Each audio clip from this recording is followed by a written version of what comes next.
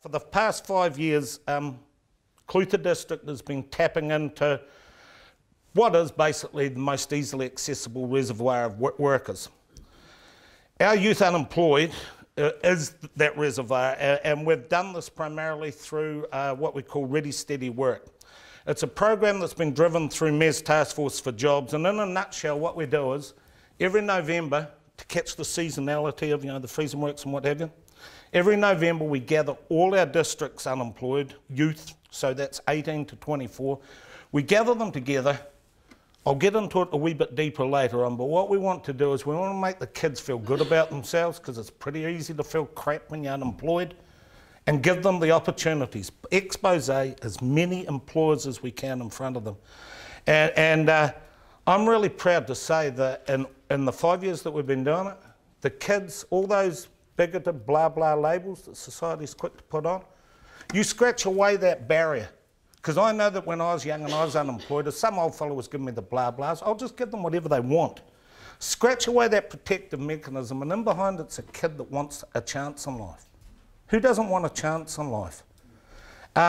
It's so easy for us to sit and I'll stare at you, oh yeah, I know it all, so you're blah blah, you're that because I know. You don't know what's going on in behind the kid's life. And I've been really proud to say that with what we've done with Ready Steady Work is we believe in the kids. There is no agenda other than to make them feel better about themselves and to put the prospects in front of them, and we're getting phenomenal success. We do make them a promise. We promise that if you pass a drug test and turn up in your underpants in the morning, we'll give you a job. And we're able to do that because of some of the great employers in our district that have bought into it. Finnegan especially, Silver Fern Farms is the backbone to it. But from that, and starting with Silver Fern Farm, because they're the one that's got an enormous amount of jobs in our district, we're able to give that guarantee. But boy, has the artillery of our district coming behind us. Magnificent companies like Calder, Stewart, Fonterra, Danone, we've got them. I'm pretty sure you've got them. Great companies that now get on board because it's something that it's positive for them. It's a win-win-win. It's positive for them, it's positive for the young ones, and it's positive for the district. And it has transformed our district's economy. It's supplied our employers with capable, keen and motivated employers. And in a nutshell, it's done the right thing by our kids. Psychologically, it's something that our district identifies with. We're proud of it, actually. And as we get going, because I actually thought that it was 5 odd years ago that we had a meeting very similar with this with all the employers. And as a mayor, I didn't really know how to articulate the hopes and dreams I had, but I thought, well, we'll have a meeting and that'll solve it. Nah.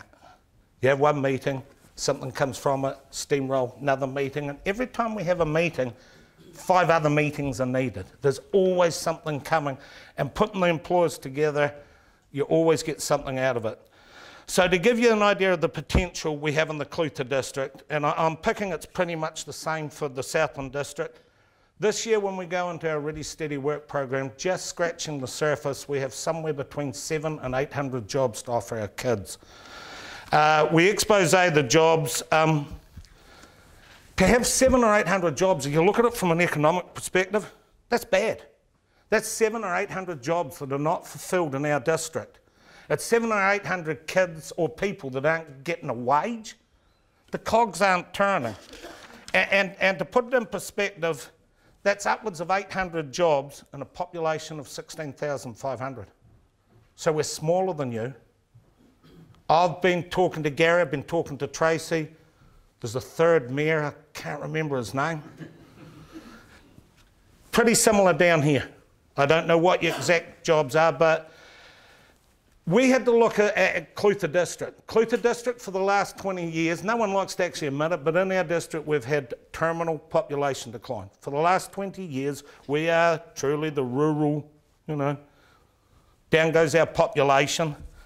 So we've seen that if we can put a total emphasis on grasping hold of those 700 jobs and filling them, that is going to be the catalyst to changing our economic trajectory. We're putting that much of an emphasis on it in our long-term plan. Has everyone been bored with your council's long-term plan? It's actually that visionary statement for the next 10 years. We did 4 cornerstones: roading, water and sewage, you know, the things we have to do, and then get our population up. We have to get our population up, because as it declines, we've got less and less people to pay more and more bill. It's pretty simple maths to work it out. So while we focus on youth, I'll give you a quick rundown in a minute on the world from a young unemployed perspective.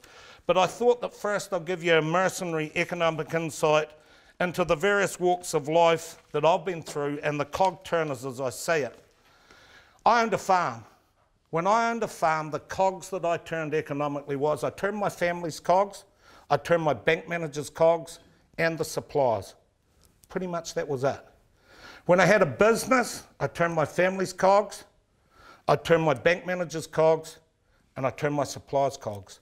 That was pretty much it. When I was unemployed and for the first time I stepped into a job and I got money into my hand, I turned over a whole lot of different other cogs in my community. Cogs that, when I was a farmer, when I was in business, I didn't turn. Because when you're young, can anyone tell me now, if I'm 18 years old and I'm unemployed, how much am I getting? Does anyone know that? It's 140 bucks. What the hell do you do for your economy? What the hell does that do to destroy your life? 140 bucks. So you give it 600 bucks, and do you know what you do? You instantly consume, because you need to go out there and get it. So let's have a think about it. You go from 140 bucks to 600 bucks, and you spend every God-given penny. You start feeling a bit better about yourself. You keep consuming, you get your confidence up, you start feeling better about yourself, things go on. Can anyone tell me the most likely thing that happens after 3 or 4 years of having some money in your hand and feeling a bit better at yourself? What's the next thing that most people do? Please wake up and help me here. Nah, young ones breed. So what is a district with a population decline want other than good, keen young people with a breeding program? And they're sitting right under our nose. I'm pretty, as you can see, pretty passionate about this. And what I see is that right under our nose we've got a solution.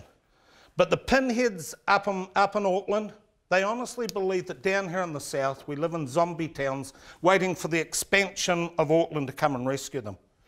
And it's not true. But the only way we're going to unleash our potential is we're going to change our mindset. This morning on the breakfast program, Andrew Little was saying about, you know, you get 20 points as an immigrant instead of 10 if you go to the rural. And he said, well, that won't work because there's no jobs in rural. Like hell there's no jobs in rural. On the way down on the national program, there's a lady talking about university students and how it's really hard for them to get some money and the student loan's not working. And what about those poor ones that have come from a rural area where they just can't get any work? It's a fallacy. It's an absolute fallacy that in the rural areas, I had the privilege, as Gary said, as chair of Mayor's Task Force, to travel around the nation. And the first thing I would say is, to the mayors, do you think your area's job surplus or job deficient? There's only one area, and I won't say where it is, but it's pretty close to us. There was only one area that said they're job deficient. Every other rural area is telling me it's job surplus. So we've got jobs, and we've got kids, and we've got a disconnect in between. So bear with me, I've got to go back to my notes. Oh yeah, what about the reservoir of these good young kids? Can anyone tell me the youth unemployment stats for your area? Now, there's 2 different types of stats, so let's be quite clear about it. And Gary, you're not allowed to tell it because I've already talked to you on this subject. There is your youth unemployed, which is when they compress the benefits. They compress the sickness benefit, DPB and that. I'm talking about the work ready youth unemployed in Gore, Southland, and Invercargill. I think we've got a moral responsibility to know that. And I know that MSD is a wee bit reticent about letting it out there because there's some rednecks that would love to get hold of that figure and then put it with their great worldly insight and go away and have a bit of a banjo session on our youth. If you don't know the only reservoir of employees that are out there, other than if we go to immigrant, and they're a different cog turner. I think that the immigrants are like, they've got a magnificent work ethic, but they come with a different set of dynamics. And when we, as I said, let's get real mercenary here on an economic perspective, they turn different cogs. So our reservoir, I'll just throw it out there, in Southland District there's 521 true work seekers, 66 in Gore, Invercargill's 384 and Southland 71. So don't tell me that you haven't got young unemployed. And I know that from my experience in Clutha, they'll be good kids, real good kids that through very little fault of their own find themselves paying a heavy price for the present economic situation. Unemployment isn't an employment issue, it's a social issue. And it's very easy to turn a kid around if you give it the chance. So, yeah, where am I? Oh, yeah. I alluded before to the fact that I wanted to give an insight into the unemployment from a youth's perspective and why it's important to me. I was unemployed for a long time when I was young. I would have given you all those classic symptoms of a young unemployed, but you wouldn't have known that, like, my family life was real violent, super violent. I had a distorted perception on life where I had to protect my mother and my younger brother. I never actually became unemployed, I just was at school and then I wasn't at school. And there's a pile of crap going on in my life that I have very little control over.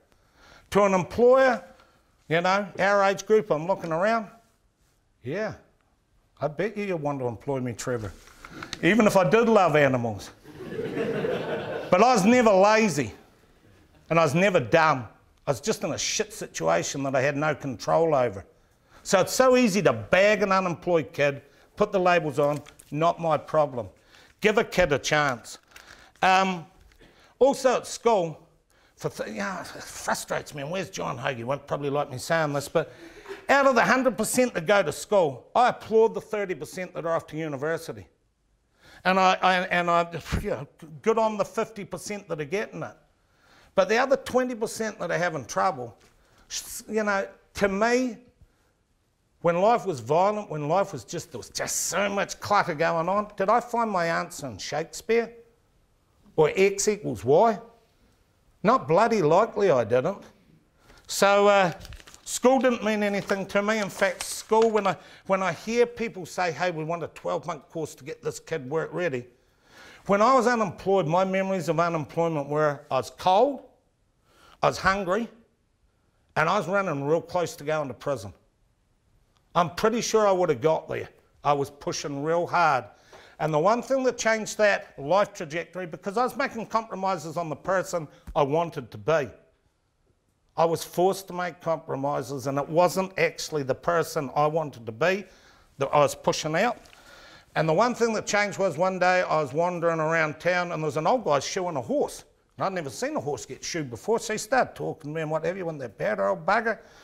And what are you doing? And he said to me at the end, he said, pick you up, 6 o'clock tomorrow morning. He's a shearer. So 6 o'clock tomorrow morning, he picked me up, and I started off into the shearing shed, and I actually never found myself until I found a handpiece. I shore my way into a farm. Well, probably I fell in love with a good woman at the same time, and I'd have to give my wife some acknowledgement here. But we shore our way into a farm, then into a business, and then I slipped back a bit and became a mayor. So I just want to stress that to you, that don't think of an unemployed kid as a beep. You never know what's going on in the background, and you never know their true potential. I don't want to complicate. How am I going for time, by the way? Couple of minutes. Gee, I'm going to have to go fast then. Don't want to overcomplicate it, but I will run through what we do with Ready Steady Work. Soon I've only got a couple of minutes. Ready Steady Work, every November we grab all the kids, unemployed kids in our district, into the rec centre in Balclutha, which is a feat in itself. And I want to acknowledge the fact that the government departments are magnificent in this. To date, it's cost council and ratepayers $79 because I screwed up one day and I took them to Lawrence and I had to feed them. Everything's funded by MSD. It's just pushing the buttons. We play a game of basketball or do some exercise with them. So let's just get right. It's 2 days a week, 3 hours a day for 5 weeks. We do it for 5 weeks because, and I ain't bagging them, any cross-section of society, there's going to be some drugs and some issues you have to work through. Befriend them. I'm not their mother. All we want them to do is just start seeing that, hey, we're putting some real good jobs in front of you, turn it around, dump the drugs, pass the drug test, turn up with a smile on your face and give life a chance. It worked. Real proud that when we started off, our youth unemployment was similar, a wee bit down on yours, about 50. We've had it down as low as 2. Last year we had 25 kids on the course. 23 of them are still in full-time employment. So I'm real proud on that, but I'll leave you with a thought. We've got 700 to 800 jobs. And this year we're going to be rummaging about 20 of our own kids. So there's still 680 jobs out there. I suggest to Southland, your reservoir of young unemployed, if you don't want to do anything with them, it's fine in my books. That's fine, Gary, I'm coming looking, because the youth of our district, especially with everyone will have heard the Natalie Jackson, you know, the demographics in New Zealand, we're all getting older, there's less of a young group coming on. We realise that in Clutha, and we're going to start fighting for them, because it's going to change ours. And I want Southland, I'll be open and honest with you, that's what we're doing, and I'd like to think that Southland, with the social conscience through Venture Southland, will be the same. But yeah, I'm going to flick over some pages because I know I'm running out of time. Oh yeah, you know how I said that you never knew where a meeting like this would lead to, and then there was another meeting, and holy hell, there's something else we can do. Last year, you may remember Southern Cross Forest Products, our 3 biggest sawmills in the district shut down. It's huge. You know, for us to lose our 3 biggest sawmills, they just kicked them out. One day they were there, they brought them in, put your gumboots at the door, you're out of here. Guys have mortgages, they were hitting the button. It was really hovering over our whole district. The same group of employers that I got this affinity with through Ready Steady Work, when they're coming and talking to the young ones, 20 minutes on a telephone. All those employers, they already had that buy-in. They were in a room. They met with 149 redundant workers. We got all the magnificent employers of our district together. And within 10 days, all but 14 had new jobs to go to. The problem just with that festering hover that hung over our district for a few days went.